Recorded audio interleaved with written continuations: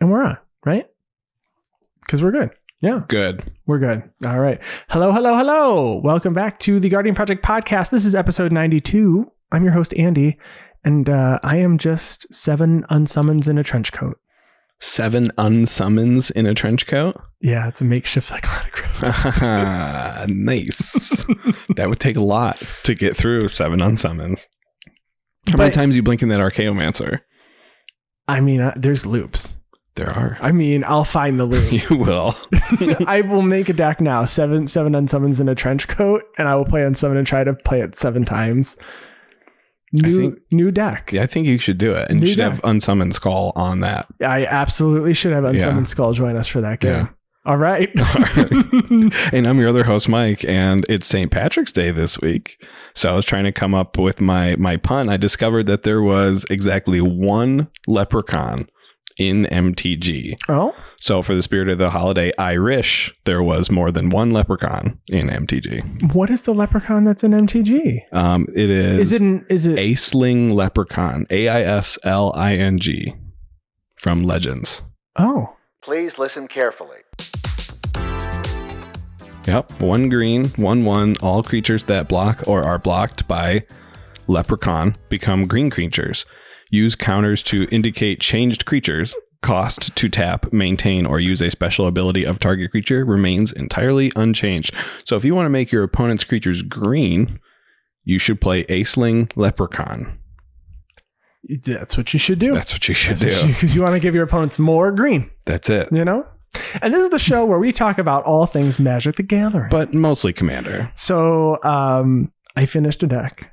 Mm-hmm. I did. It's been a minute since I had put a deck together. I kept talking about putting them together, and then it's just I had to pull all the cards. It's so daunting. Honestly, I will say it's far less now that all my cards are sorted, but I did put together Orvar the All Form, and I'm very excited to try it on stream soon, but it wouldn't be a deck of mine if I didn't put an infinite combo in it. So, we're just going to play a little Time Stream Navigator, thanks to our graphic designer, Chris Wolf, who I was subjected to that combo a couple of weeks ago. So you're going to subject everyone else to that combo now. Hey, you know what? To be fair, you have to play it, have a way to make a copy of it, and have 4 mana and tap it available. It's not you do have to jump through some hoops to make it happen. Sure. And it's not like you're just... There are much easier loops to make happen. In Orvar, even. And I did not put them in. Right. I did not. So, and now I own a Time Stream Navigator, which honestly, looking back, was one of the iconic art pieces from Rivals of Ixalan. Yeah. And until a couple weeks ago, I had never even seen it cast or played. Really good in that deck. So, I mostly just want to build makeshift islands. Just token islands that all the time. All the time. I mean, it's good. Mono blue ramp is always fun. So I'm excited to play this Orvar deck.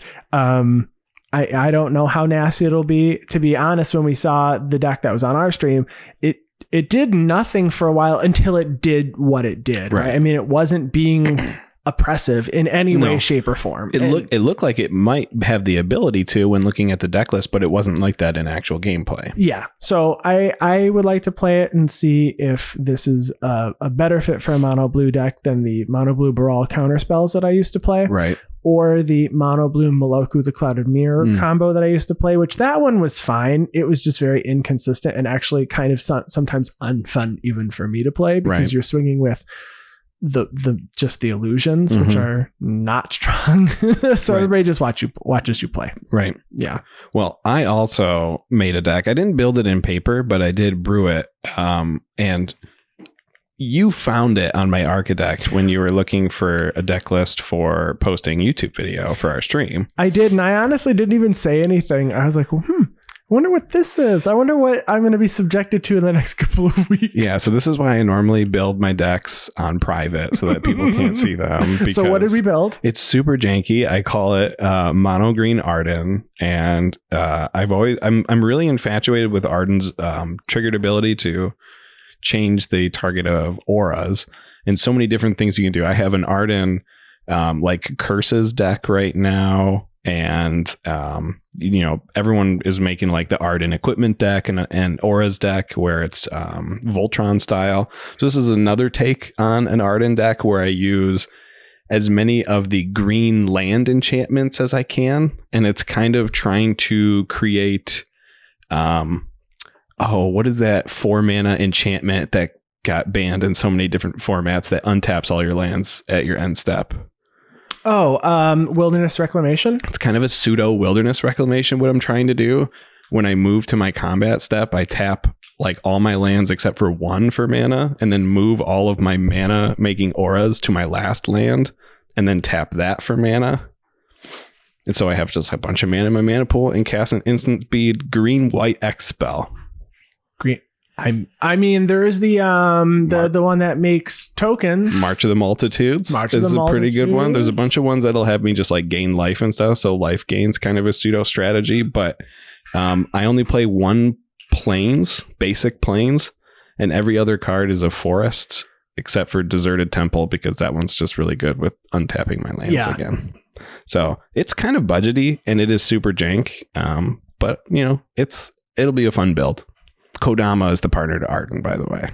Oh, because why not? Because green. That Kodama with Reach. Oh, I just forget it has Reach. Takes down that Malcolm when I try and play against it every time. And another thing I looked into, Kodama. I don't see a lot of people playing evoke creatures with Kodama, and I really feel like they should. Because you get to cast a creature with a higher CMC for a lower mana cost, and then get a free permanent from your hand equal to that higher CMC, not that converted mana cost you actually paid for it. If you're playing a Kodama deck and you're not playing Convoke in it, you should. Yeah, it's one of those commanders that just seems to always just be good when it's out. And I like that. I do like that a lot. I also saw a deck list from Chris Von Doom on Varagoth Bloodsky Sire, and it was a glass cannon commander deck that was like almost 80 swamps, but it just tutors for your combo pieces like ad nauseum. And I was like, man, I love this. And it reminded me of the Treasure Hunt deck that was in Modern, where you just play almost all lands and you discard and make zombies and things. But it feels similar almost. So that's it. Just made me think of that, because I hope to see that mono black deck too at some point. We also got to play with Zach and Ryan from Commander Social on our stream this past week, and I think we saw that was probably the most new commanders we've seen in a while on our stream. So I played a Nezahal deck. We saw Elsha the Infinite, Nimrus, Unas Trickster, Thrasios, and Tormod, Lord Windgrace. I think there were 5 new commanders. Yeah, just on that stream between those 2 games. So that was really cool. I got to do some fun stuff with Nezahal, which I was worried about because it was a budget Nezahal deck playing against decks that were not all budget. Right. Some were, I guess the Elsha deck was an upgraded precon. And then the Nezahal deck was actually my husband's deck that we had built originally for a game that we played, I think our first YouTube video ever. It was a long game. Yep. 5 people. It was for charity. Yes, it was for Extra Life. It was Extra Life the first year, and we played it in Coil's basement, and then Coil edited a video and put up 5 players worth of images. Yeah. It was not fun. That was my first video editing, and I don't like doing it. Yeah, you started on hard mode with 5 players too. In a really long game. Sure did. And one of those was a Marilyn of the Morn song. Yeah, there was a lot of editing to do. Yeah, there was a lot of tutoring and chatting happening. Cut a lot of that time out for that tutoring. And actually, so you played your Nezahal in that first game, and I got to play my copy of Nezahal in the second game when I was playing Luna. And that did a lot of work for me too. So Nezahal was a big factor in both of our games. I do think that I made a major misplay in that first game. Yeah. And I could have won based on what was in my hand. You'll have to check it out. It was actually a very fun game. It was, I died to commander damage. Or no, I didn't. I almost died to commander damage. I had to prevent it so I wouldn't die from commander damage. Right. And that was and then I died. So you can find that on YouTube. And if you like our YouTube videos or you like any of our content, we would really appreciate any support that you could throw our way. You can support us by heading to patreon.com/guardianprojectpod and donating for any dollar amount. Yeah. And if you are listening to the podcast or watching the podcast on YouTube or on Apple Streams, on Spotify, you could really help us out by following us, liking our channel. If you're on YouTube, hit the bell icon so you get notifications whenever we upload a new video. We'd really appreciate any comments and feedback to make the podcast better for you. Give us your feedback, please and thank you. Feedback, please and thanks. So Coyle, what are we talking about this week? Today we are doing a Patreon deck tech. We are doing Adeliz the Cinder Wind for a little bit of a Is It Wizards deck tech today. Is it? Yeah. That joke never gets old, but it does, but it doesn't. It's like already old, but it's so old that it's good now. It's like reserve list. We're bringing it back. It is the sexy of jokes. Okay. I'm down. All right. So we are going to, do you want to, let's fly into it. We're flying.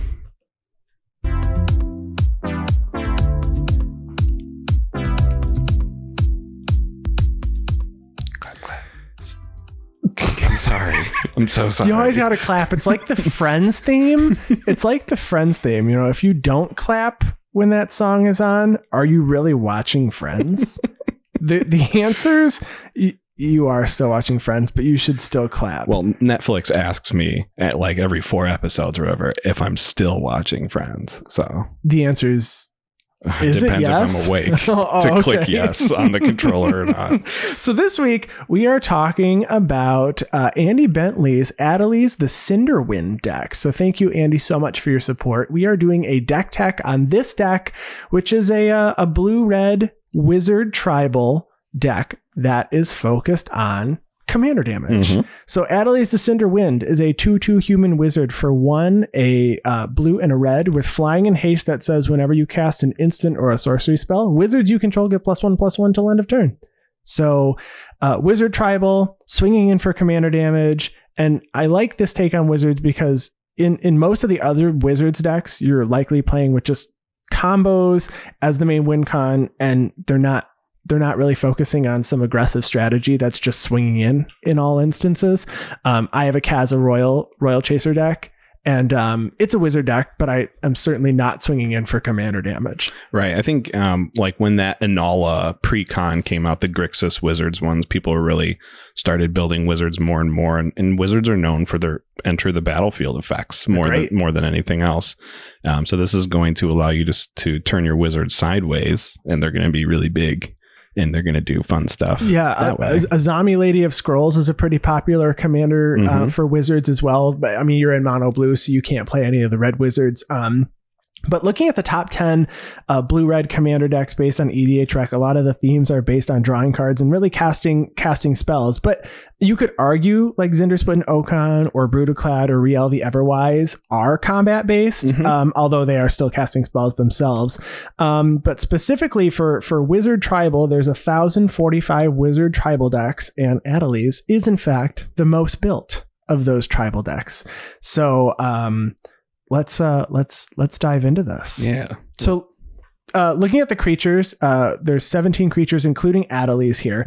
All of them in the deck are in fact wizards, except for Docent of Perfection, which makes wizards. It makes the wizards, and since the commander cares about casting spells, we see a lot of these wizards that synergize with casting spells, and specifically lots of them provide value over time, as opposed to like a single blowout turn. But that's really not uncommon. We have both faced this deck. I have lost to this deck. I think I have too. I have a feeling most of the patron deck techs that we will do are probably decks that I have been blown out by. That's probably true. You know, a lot of these decks are very popular decks that we play with our patrons on. So I'll start out with one here. A lot of value creatures here. Goblin Electromancer, a 2/2 Goblin Wizard for blue-red that says instant and sorcery spells you cast cost 1 generic less. And in this build, there are 20 instant and sorcery spells in this deck that can, in fact, be reduced because they've got colorless in their converted mana cost or mana value.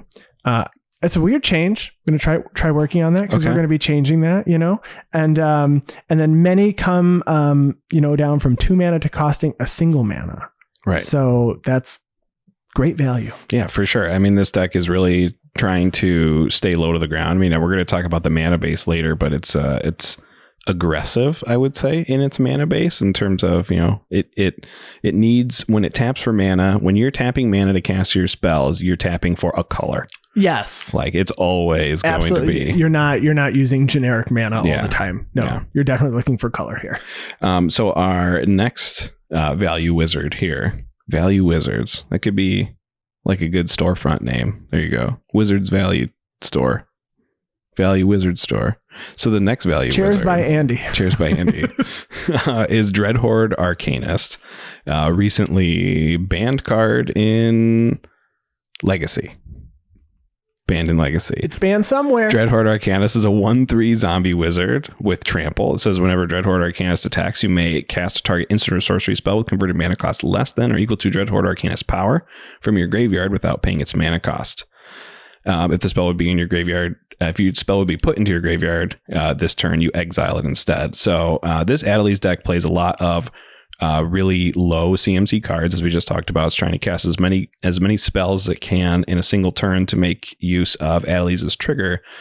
So we have a lot of 1 converted mana cost spells that Dreadhorde Arcanist is going to be able to cast for free for us inherently without even being pumped by Adeliz. There's actually 15 1 converted mana cost spells.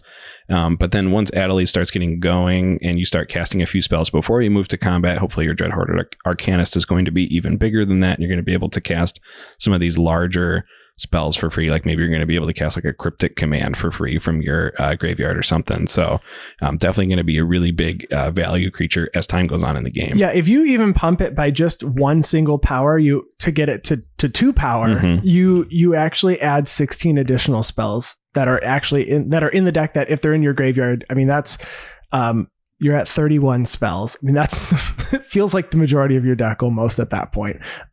So really, really good. And obviously the only downside is that you have to swing with it.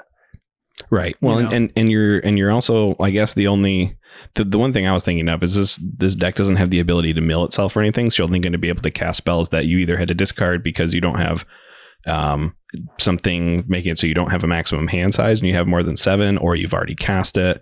So there's no way to like cheat something into your graveyard to try to cast it for free. Faithless Looting. So there's, there's some spells. Frantic Search, I think, is in here too. And so maybe there's a couple that you could discard some cards with. Yeah. So, the next creature here, Snapcaster Mage, is a 2/1 human wizard for 1 and a blue that has flash. And when it enters the battlefield, target instant or sorcery in your graveyard gains flashback until end of turn, with the flashback cost equal to its mana cost. So it's a great card that helps reduce those or reuse the spells that we've already used, just like Dreadhorde Arcanist can.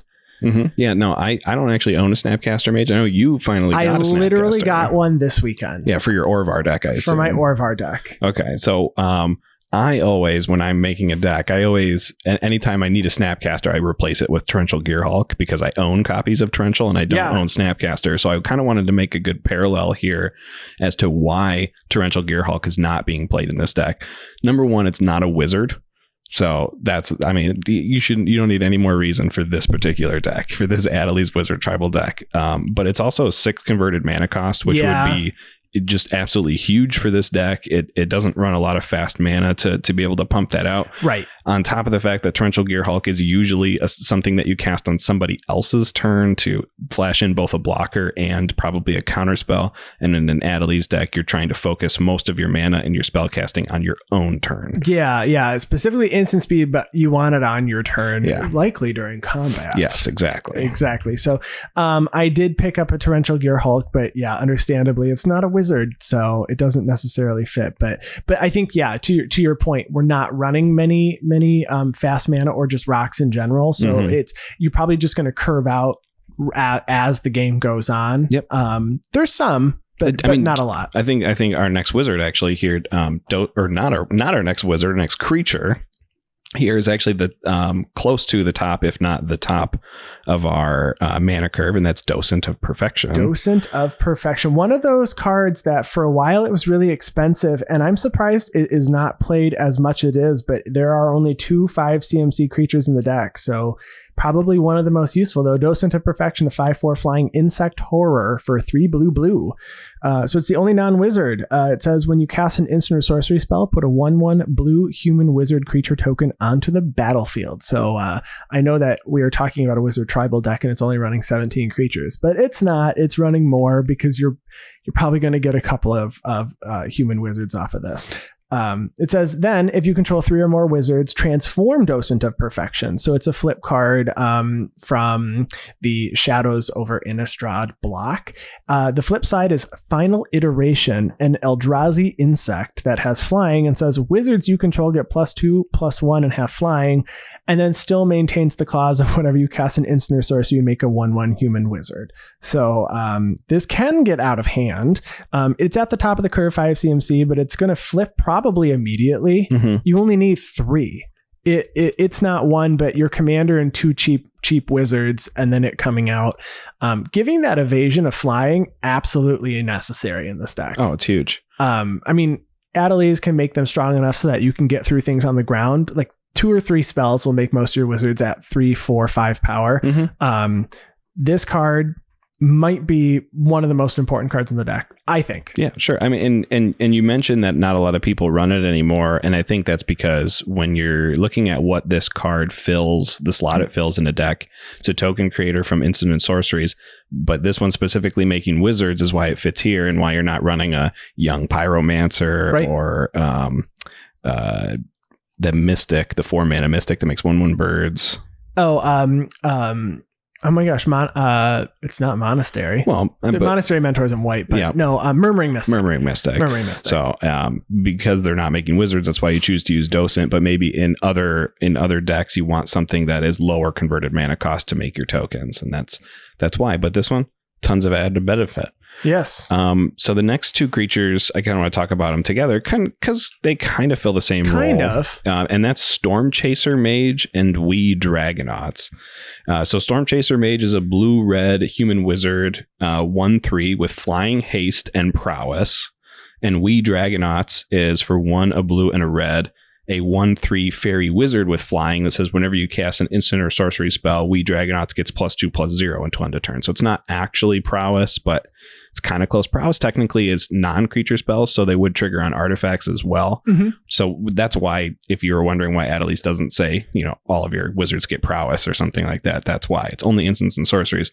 So the reason I wanted to talk about these is because these are good for getting your opponent's health either down to a point where you can actually kill them later, or alternate targets for some of your pump spells. We're going to talk about pump spells in a little bit, because they actually get double effects when you have Adeliz out. So you have Adeliz out, you cast a cantrip, your Storm Chaser Mage, instead of just getting +1/+1 from Adeliz, it has prowess. It's now getting +2/+2. Dragonauts is getting +3/+1. They both already have flying. So, we're going to talk about some of these other pump spells that might give double power or double strike or something that are really going to turn these creatures into huge powerhouses. If commander damage, or if your commander is being shut down for some reason, you can use these creatures instead. Right. And some other creatures that are not in the deck, some of them fairly new. Actually, one of them has just been the last couple of months. The other one is from War of the Spark, so it's still within the last year or so, or 2 years. Sakashima of 1,000 Faces and Spark Double. These would be cast to have them enter as a copy of Adeliz, right? So then you have 2 of them that are, whenever you cast an instant or sorcery, your creatures are getting +2/+2, all of your wizards. Now these clone effects are great, and there's a note, you have clone effects like Quasi Duplicate are great, but the drawback is they can't be legendary, so you can't make another Adeliz in that instance, right? Or even clone itself. But considering the CMC of the deck, I can understand why we're not adding lots of 4 CMC cards, because we'll talk about the mana base, but we're running 36 lands, so we'll get to that after. But we certainly don't want to load up on 4 and 5 CMC creatures, for sure, because we're trying to get in early. For sure. So I guess the first thing to talk about here is card advantage. How are we going to draw cards? Is it decks in themselves? Are they really known for card advantage and card draw? Yes, and they use them up and then they run out of cards, right? So your spells, some of them have flashback, some of them can be cast, twice, and some of the creatures help you cast them twice, but you definitely need to draw more than just relying on the ones that can be used multiple times. For sure. So we're going to see a couple wizards here that are actually going to help us draw some cards. And the first one, who would have guessed? The first one is what Andy's favorite card draw spell in this deck, and that's Azami, Lady of Scrolls. It's a 0/2 legendary human wizard for 2 blue that says tap an untapped wizard you control, draw a card. So like Andy said, it's probably his favorite card draw spell in the deck. I don't think I disagree with it, because I really draw a comparison to like what green can do and stuff with its creatures. So Azami, it's an activated ability from Azami. Azami isn't granting your wizards the ability to tap themselves to draw a card. It's Azami tapping them, so it gets around any summoning sickness. Yeah, any summoning sickness. You can just come in, tap all of your wizards, and draw a card. It's like having a Regal Force. Instead of having green creatures, you have wizards, but Regal Force costs 7 mana, where this is only going to cost you 5. And you can leave all your wizards untapped until someone else's turn. Here's my best worst comparison. Okay, it's Cryptolith Right for wizards, but not for mana, for card draw, and it gets around something similar. Interesting. So nothing like it, but very much similar. It's almost, they can both be removed by a Feed the Swarm. Same card, so they're folks. The same. You heard it here. They're the same. Next card, Jorian Rune Diver. So this is a card that I've seen many times. Coil has a commander deck based on Jorian. So it is a 2/3 merfolk for 1 blue-red that says wizard. It's a wizard that says, when you cast your second spell each turn, draw a card. So Jorian's a great card to help keep the engine going. Since your spells are usually a single turn use or have a single effect, they may have flashback or another ability. Jorian can help you draw a card because you're probably going to cast more than one of those in a turn because the CMC of them are so low. It makes your cantrips even better because your cantrip is like, I don't know, scry 1, draw a card, or your creature gets +3/+1 and you scry 1, and then if it's your second spell you draw, and if the cantrip itself said to draw, then you're drawing 2.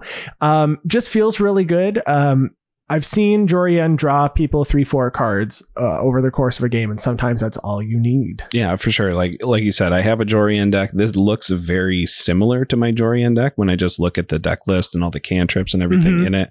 And there's even some similarities like Isochron Scepter, and there's flashback abilities and rebound abilities that are especially effective with Jorian because you don't have to be using cards from your hand in order to activate Jorian's ability to draw cards. So you can actually net cards in your hand in case you had things that mattered about how many cards you had in your hand. If you were playing a Psychosis Crawler or something, we don't see that in this deck, but I really like the Jorian ability, and this reminds me a lot of my own deck. And it certainly combos with some cards that we'll talk about down the line, like Isochron Scepter. So we'll talk about that when we get to a more combo-y section. Yes. But Jorian Rune Diver, solid pick. Yes. Next creature we have here is Magus of the Wheel. So this is a 3/3 human wizard for 2 and a red. You can tap it and pay 1 and a red, sacrifice it to have each player discard their hand and draw 7 cards. So you're going to have a Wheel of Fortune on a sacrificable creature. Or a Wheel of Misfortune without the downside? Without the downside. Potential downside? And one guaranteed wheel? Everybody wheels. Everyone wheels. Yep. So we did end up having a conversation with Andy about this on why he isn't running Wheel of Fortune, Wheel of Misfortune. He said it is like a budgetary just doesn't own them, and would absolutely play both those if he had them. Right. But we don't. And I remember Magus of the Wheel actually being worth a few bucks before it was reprinted a couple of times now. Yeah, it was at one point like $10 or something like that. Like, it doesn't have haste. You can't do it right away. So I understand why, it's definitely a different price point than the sorcery speed wheels though. But a 3/3 for 3 that's a human that's going to get pumped by Adeliz is still pretty good. Still relevant. And you if the opening is there, because the the opportunity could always arise, right? You're like, I guess I just swing with it because I could take someone out. For right? sure. A 5/5 with 2 pumps. That's great. Next card here, Windfall Sorcery for 2 and a blue that says each player discards their hand and draws cards equal to the greatest number discarded this way. So since there's a ton of 1 and 2 mana spells that are going to get used up really quickly, your hand may be low. So you can take full advantage of this by even going empty-handed when you cast this. Everybody discards and you 100% benefit, assuming there's more than one card. I mean, you would at 100% benefit, I guess, because you are going down to 0 and drawing 1. But in many cases, you could probably draw 4, 5, or 6. Right. Or more if someone is, drawing all the cards. Yeah, I especially like the wheel effects too, because you can use them. You can think of them as a modal spell too. If someone tutors or something, and you can make them discard the card that they tutored and get a new hand, or just disrupt someone's strategy. I really like the utility like that behind a wheel. Okay, so the next card is Light Up the Stage. I'm excited about this card. I'm excited to talk about. Me too. Yeah. So Light Up the Stage is a sorcery for 2 and a red that says exile the top 2 cards of your library. Until the end of your next turn, you may play those cards. But it also has a spectacle cost, and the spectacle cost is for a red. And what spectacle means is if an opponent has lost life this turn, you can cast the card for its spectacle cost instead of its normal mana cost. And I think this card's mechanic, the spectacle mechanic, is a little contradictory, maybe in this deck. I think there is definitely a benefit and a definite drawback here. Sure. So, Spectacle and Adeliz. Adeliz wants to cast all of her spells typically in the first main phase and during combat. And a Spectacle is a sorcery speed spell that you cast in your second main phase after you hit someone with combat damage. It doesn't have to be combat damage. In this deck, it's combat damage. So you're going to be casting this in the second main phase. You're not going to be getting the Adeliz pump from it. But if you look at it from the other side, your commander has haste and flying. You're probably going to get in as soon as you cast it. So if you have 4 mana, you can swing in with Adeliz and then hit your Light Up the Stage right away. So it's a kind of a benefit because your commander can turn it on, and a drawback because your commander can't take advantage of the cast. But you can still cast it for 3 instead of just casting it for 1 red with Spectacle. So you can cast it for 3, reveal 2 cards, and it does say you can play them. So you can play a land revealed off of Spectacle. So if you need to hit your land drop and you go, I guess I need to do this. Or you could reveal 2 cantrips, and then you really got 3 things all before combat damage or during combat. I don't think I'm upset with this. If I have to spend 3 on it, I would love to spend 1, obviously. For sure. But spending 3, that's still pretty low CMC. Yeah, I don't know if I would play a Spectacle card that isn't going to give me card advantage, though. Like the Spectacle card that's a Lightning Bolt or something like that. I'm not playing that card in this deck. Probably not. No. But I definitely like this one.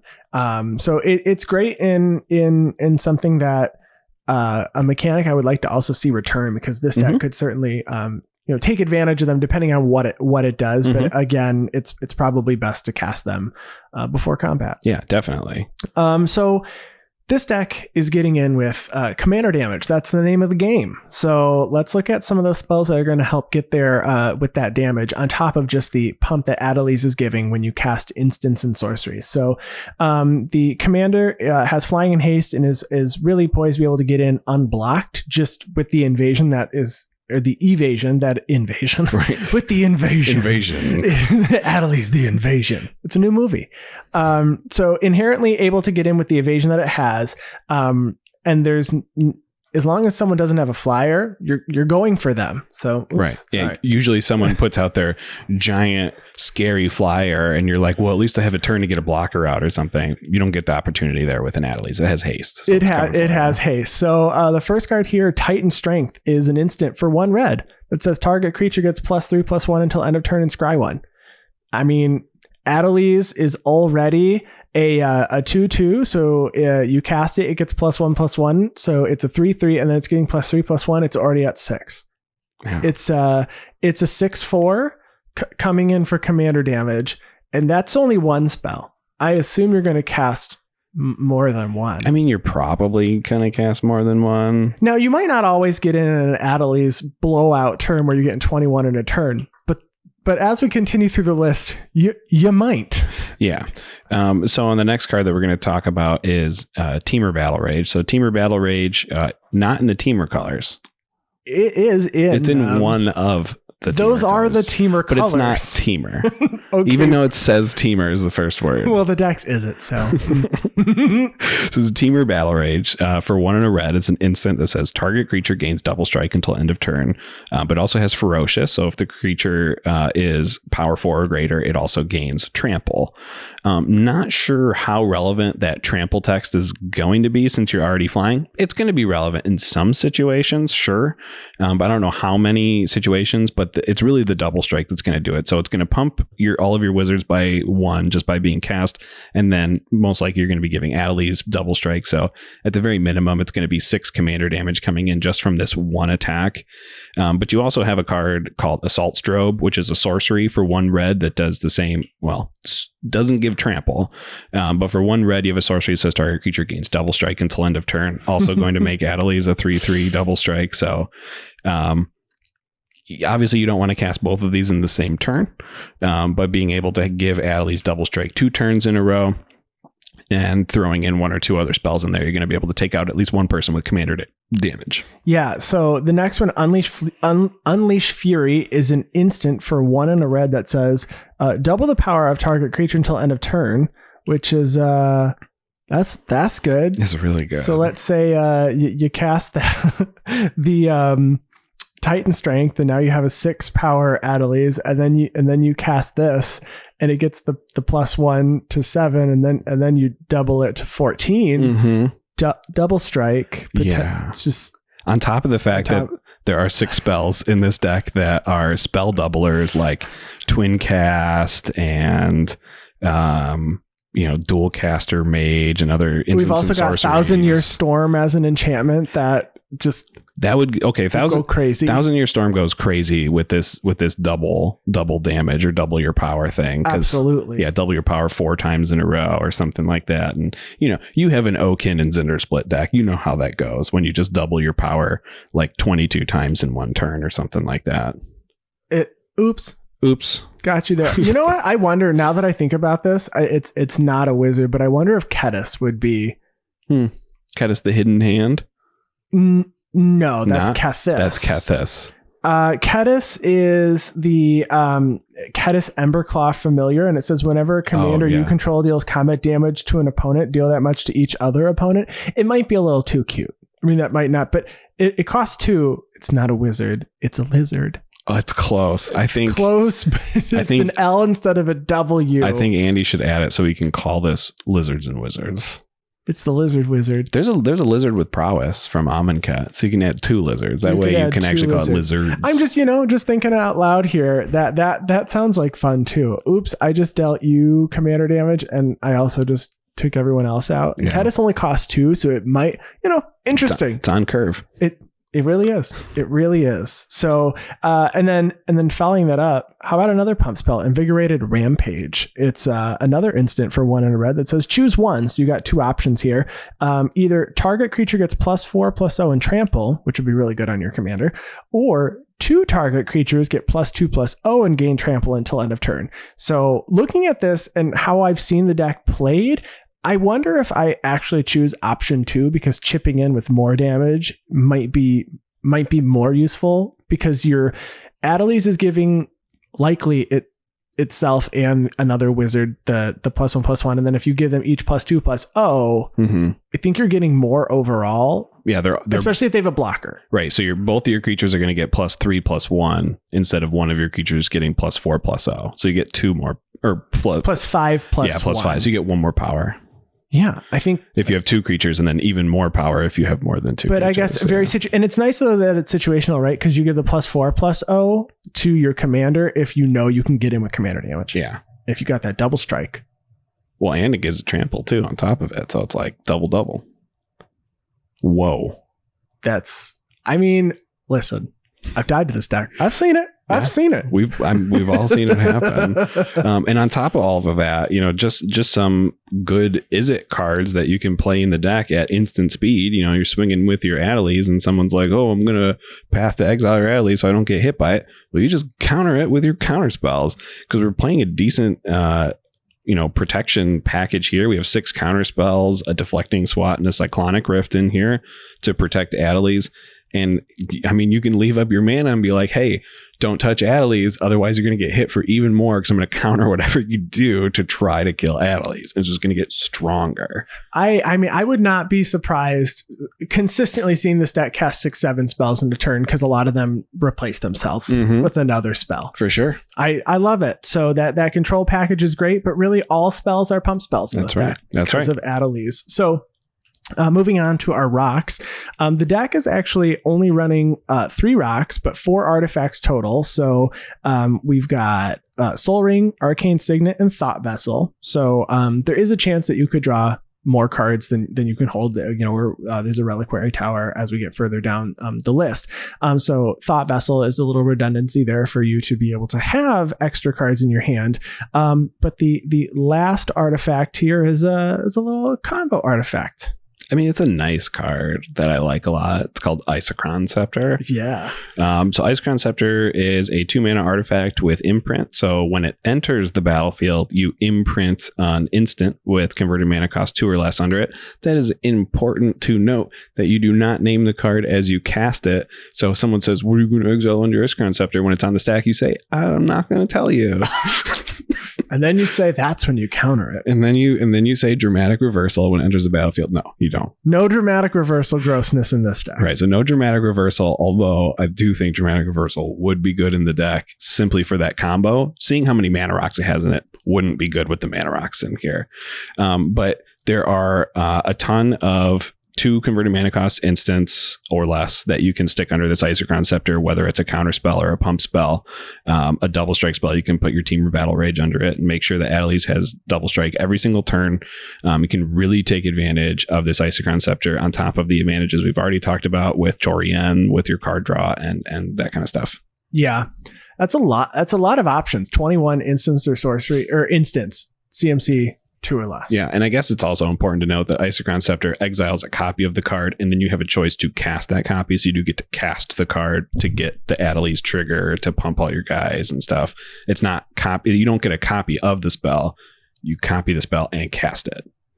There's a little bit of difference there. Like when the spell's on the stack and you copy it, you're not copying or you're not casting the copy. In this case, you are casting the copy. Sorry if that was confusing. There were lots of hand gestures happening right there now. Was. If we had video, you could see all of the hand gestures, which would help the explanation in absolutely no way. It wouldn't, but we would enjoy it that much more. Also, we were, when we were writing this episode, I had to message Andy and I said, I had shed a happy tear because, I mentioned it, early in the episode. I love having at least a combo. At least one. You got to have a way to close out the game. Sure. Games got to end. Games have to end, right? It could be on turn 4 or turn 11. Doesn't matter. At some point. It's got to end. So the deck is also running Dualcaster Mage, a wizard that is a 2/2 with flash for 1 red. It says when Dualcaster Mage enters the battlefield, copy target instant or sorcery spell. You may choose new targets for the copy. And that, paired with a Heat Shimmer and a Twin Flame can go a little bit infinite. So Twin Flame, a sorcery for 1 and a red with Strive. Strive says Twin Flame costs 2 and a red more to cast for each target beyond the first. So you can target multiple creatures with this. But it says choose any number of target creatures. And what you're going to do is you're going to put a copy of that creature onto the battlefield, and it gains haste until end of turn. You exile it at the beginning of the next end step. So you have Twin Flame, you cast it to make a copy of just a creature you control, and in response you flash in Dualcaster Mage, and the Dualcaster Mage says copy a spell that's on the stack. So you copy the Twin Flame, and this time the Twin Flame makes a copy of the Dualcaster Mage. So Dualcaster Mage comes in and then targets the Twin Flame and then makes another one. And so you just make as many as you want, and since they all have haste, you just turn them sideways and you swing.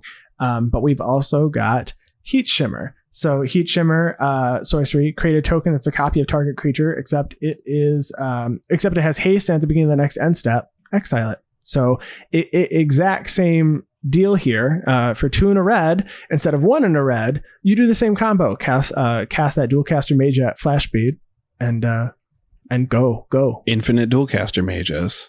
It feels like you're playing Historic, but not Historic. Is that a combo in Historic? It's a Neoform combo in Historic, okay. but it's not infinite. But you just grab all of them. Right. But no, Dualcaster Mage, I have won many a game off of Dualcaster Mage and Twin Flame. I love seeing it every time, and it's a wizard. And if Adeliz is out, you know how big those are going to be? They're going to be pretty massive. As you just keep going. Well, actually, I would like to see it. In this instance, you are copying the spell and not casting That's it. true. But if you did find a way to cast a bunch of spells, I mean, Adeliz is going to pump up your whole party. Okay, so you do this and make a bunch of them, and then you just cast like 2 cantrips. Yeah, just to make sure that they're big enough. So they're all 4/4s. Yeah. Well, yeah. Well, I guess it depends when Adeliz trigger goes on the stack when you cast the first Twin Flame. I don't know if it only sees the creatures that are there, or if it. Well, the Twin Flame, if it's just being copied, it wouldn't because you don't get the bonuses from the copy, but from the original Twin Flame. But the original has to be out before the Dualcaster Mage comes out. I wasn't sure if it was like when it resolves, like if the trigger's on the stack, you can put a wizard out and they'll get the benefit or something. Yeah, since they're both sorceries, they need to be cast before the Dualcaster Mage. Gotcha. But so we got a little combo. So I'm hooked. Yeah. You got me on board. Now, since we also have just a bunch of cantrips and low converted mana cost spells, we're getting towards the end of the game. Our graveyard is chock full of them. We got 25 of these spells in there, and we top deck our Past in Flames. So now we can cast our Past in Flames, and then with all of our flashback, we're going to cast our entire graveyard. We're going to have 13 spells that we cast this turn. All of our creatures are going to have plus 13. Our prowess creatures are going to have plus 26, and we're going to swing in to win. And that's going to be the other way that we combo out and win here. But it's long and arduous, and it's at the end of the game. And we're Past in Flames thing. Past in Flames, though, is still really fun. It's so much fun. And did that get a secret layer printing? It got Chandra spellbook. Chandra spellbook got that. Mm-hmm. Yeah. So Past in Flame is great, and then 1,000-Year Storm. I know we mentioned it earlier. Mm-hmm. It's just so good. I know you wrote on here you want 1,000-Year Storm and Unleash Fury. Yeah, I mean, I want to see that combo happen so bad now. How many Unleash Furies do you want to happen though? 6. Yeah, I want 2 to the 6th power. No. All right, Andy. So that's your requirement now. Yeah, I need 6,000-Year Storm triggers from an Unleash Fury. Honestly, it's very possible. A lot of the spells in this deck, I would just like to see 6 times, just in general. You want to see 6 Windfalls? Maybe not 6 Windfalls, but I could go for like 6 Invigorated Rampages to give a creature plus 24 plus 0. That's true.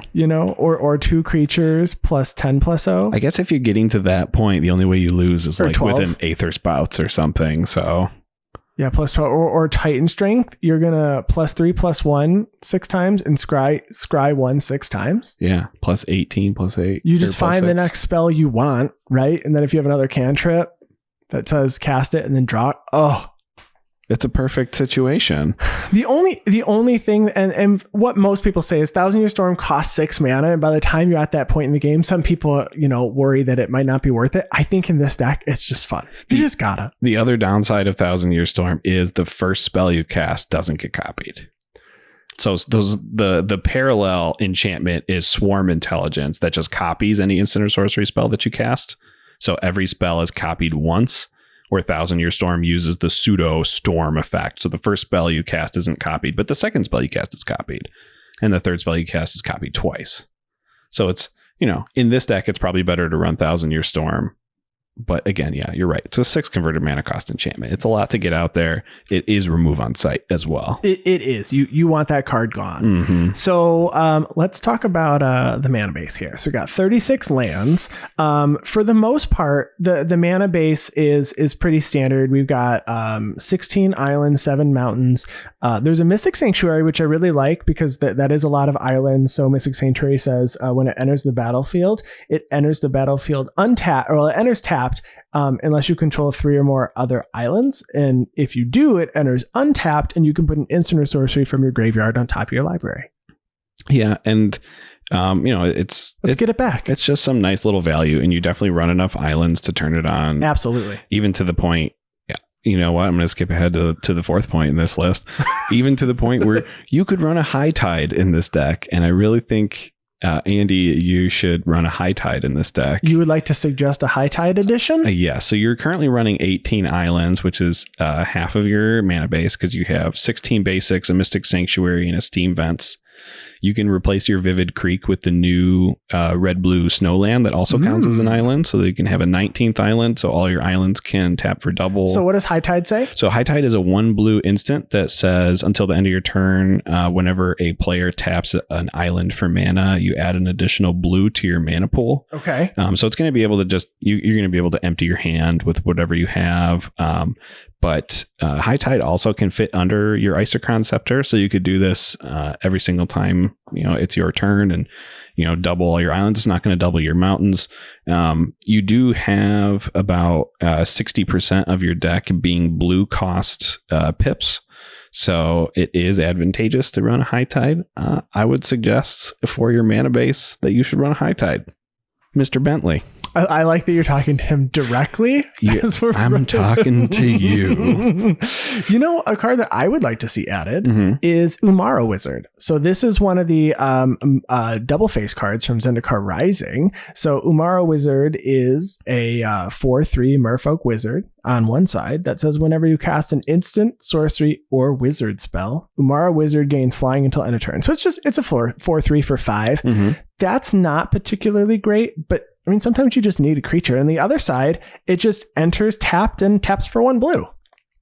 I think I received probably the biggest benefit from Zendikar Rising for all of my command.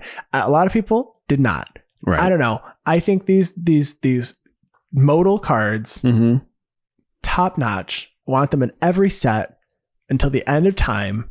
Spells and lands, yes. I'm here. You've found your target audience. That's right. Andy Flory is your target audience. I would like Balagad recovery level spells on all of them. Please. Thank you. I will say that I have, and we've talked about it before, quite the opposite feelings about the modal double face cards. Modal double face cards. I don't love them, and the more and more I play, even these new Kaldheim uncommon lands that come in tapped, but they have these really great abilities when they sacrifice them, like the blue white one that has you gain life and draw cards when you sacrifice it. The Simic one that makes you not a modal double face card though. But it's I'm getting to my point. Sorry. The fact that they come in tapped hurts me so bad, and I didn't realize how bad it hurts me in my decks. You just don't like tap lands, period. I guess the way that I build my decks, I don't like tap lands. Yeah. So I don't mind them early. I like getting my stuff. I've focused on all of my ramp being like 2 converted mana costs now, like all the talismans and the signets, arcane signet, soul ring. I can build my artifact mana base under 3 converted mana costs now, so I feel like I can't have tap lands anymore. That's my own personal feeling. I know. Well, maybe it's just because you're building for a more high powered deck all the time at all times now. I mean, it could be. Those are the mana rocks that are available to me. I love these. Another one that I would suggest is Base Camp. I really like it. Base Camp is a land that enters tapped, taps for a generic mana, but can tap for 1 mana of any color to cast cleric, rogue, warrior, or wizard spells. So, it's questionable, right? Because there's only 17 wizards in the deck, but it gives you any color you need for it, or to activate abilities of those creature types. Can it can tap for a generic mana too, you said, Correct. right? Mm-hmm. Yeah, so I guess if you're using any of the like Arcane Lighthouse or something that requires colorless mana to activate, it could also be good for something like that. Yeah, I think there's a couple here looking at it. I know there's Field of Rune that taps for an actual generic mana. Gaia Reach Sanitarium also does. So a couple cards here, and the Scavenger Grounds. Yeah, I do, by the way, like those 1-2 editions of Field of Ruin and Scavenger Grounds in here, in case someone does play Temp with Discovery or something and there's a problem. You can go search up your land to destroy their land or your land to exile someone else's graveyard. So I really do like those inclusions in this mana base and this land base here. Yeah, and then I think there's only one more land that I would suggest adding, because I just really like this land as well. It's Riptide Laboratory. It's a land that taps for 1 generic mana, but has an ability to tap and pay 1 and a blue to return a wizard you control to your hand. So you can prevent perhaps Adeliz from getting removed. It is a 3 CMC commander, so you really don't want it costing 5 and then 7. Returning it to your hand so it continually costs 3 is very beneficial. I have seen this deck cast Adeliz for 7 mana before, so definitely a good suggestion here. Yeah, I think Riptide Laboratory was reprinted in Mystery Booster. I mean, it's not super cheap, but it's not crazy expensive now. Maybe it'll get reprinted in our upcoming Strixhaven set, since it's supposedly wizard centric. Oh, it could. Yeah, Riptide Laboratory right now is around $5 from the list. Oh, it was in Jumpstart as well. So it got two sort of reprints. You're right. Sort of. I know Jumpstart was a limited print. Unfortunately, it was the victim of the times. Yes. With all of the other sets that have just come out recently. So this was a really fun deck to work on a deck tech for. Hey, I had one other thing. Oh.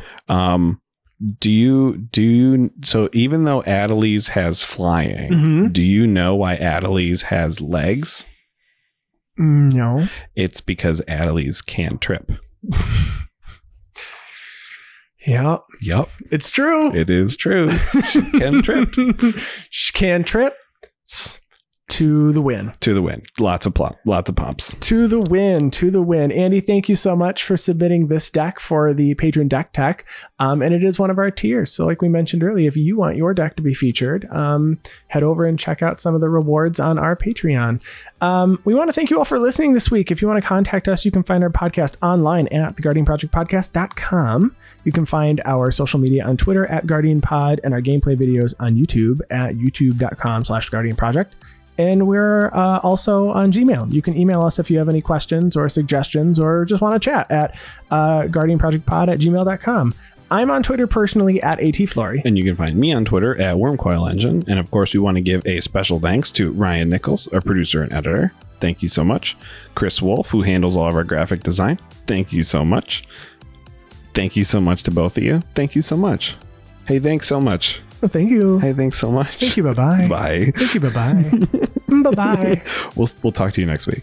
Bye. Bye. Bye-bye. So long. Farewell. Auf Wiedersehen. Adieu. Bye-bye. Adieu. Adieu to you and you.